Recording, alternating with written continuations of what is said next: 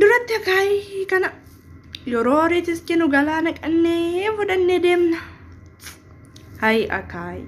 akka'ii namni amma yeroo argu qalbii matti fudhata. Way akka'ii ammoo namni argeeyyuu tuffadee bira darba. Eessaa nyaata akka'ii? Way akka'ii duratti kanumaas keenya godhannee horii keenyattis kachaa oolla. Akka'ii boqqolloo moo akka'ii xaafii moo akka'ii bishingaa moo maal tafa? Akkaawwanni as keenya godhannee horii keenya eeggachaa oollee galla. Amma immoo siruma saayyuu gudiin dhufe. Intalli abbaa eenyu jedhan sana ishee biyya alaa deemtee dhufte. Akka'ii gaafa argitu maa inni kun immoo abbaa abbaatteedhaan hin qaanoftu. Akka'ii wallaalte. Safuu. Namni akkamatti akka'ii wallaala. Wajjumaan nyaannee guddanne. Isuma kana nyaannee guddanne. Isheen immoo akka'ii kana wallaalteetu abba inni kun maa inni? Akka'ii? Maa inni akka'ii? Sirisaayyuu immoo inni bara kana waamee kan na kofashiisa. Horiillee harree argitee maayidha isheen kun? Isheen eegeen ishee gabaabduu kun abba jette. Safuu wajjumaan eegnee guddanne horiis. Yoo biyya alaa sana dhaqan waan hundumaa nama wallaashisaa. Safuu.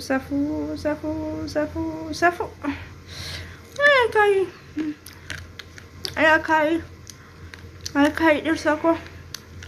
Atumti naa jiraadhu.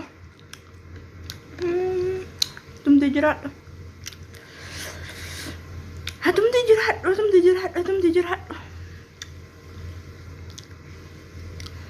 Kaleessa manaa baateetu inni kun maayidhatti hin talla. Sila nyaatti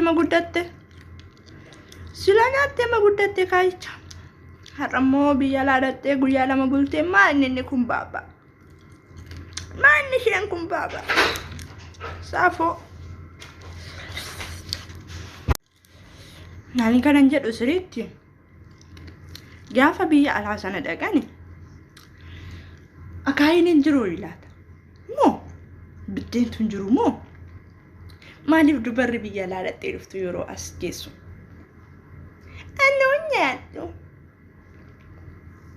Anoo nyaadhu. Kalaas. What? Ingiliffaa odeessiti ta'e. Edaa yoo achi deemanii afaan faranjii sana baruudhaan. Afaan faranjii sun immoo maali? Kalaas. Anoo nyaadhu. Because what? Because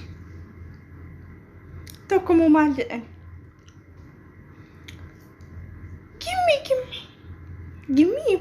Gimmii wala gimmii. Saafu warra biyya alaa kana moo isaanii wanti isaanii dadhabaarama tibiiti isaanii warra biyya alaa kana birrii qabu isaan abbaa koo maal takka keenya isaan godheeraa miti. Warra biyya alaa kun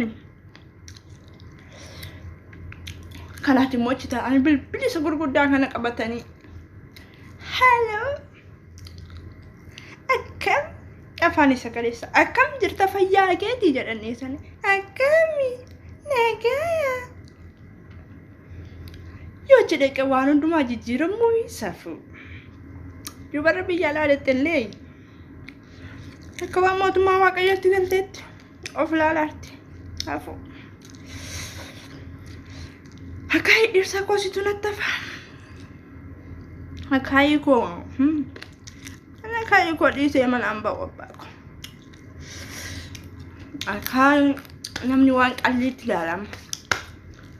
Hiyyeessas sooressas. Akka'ii moo? Akka'ii dubara biyya alaa dhatte malee namni kooru hin jiru akka'ii. Abbaan qabeenyaayyuu inni dookteriin iyyuu akaa'ii nyaata. Isheen kaleessa manaa baate maa inni kun anu nyaa'u babbalee na gube babbalee na gube anu isa kana nyaa'u isa kana hin dhugu shukkaadhaan qabu safuu dubara biyya alaa dhattee moo yersuma isaa fuudhee safuu hin gubate fayyuma gubate. Haadha isaanii irraarree naannoo bishaanitti awwallaale minyaanitti awwallaale fuulli koo na bade fuulli koo na guggubate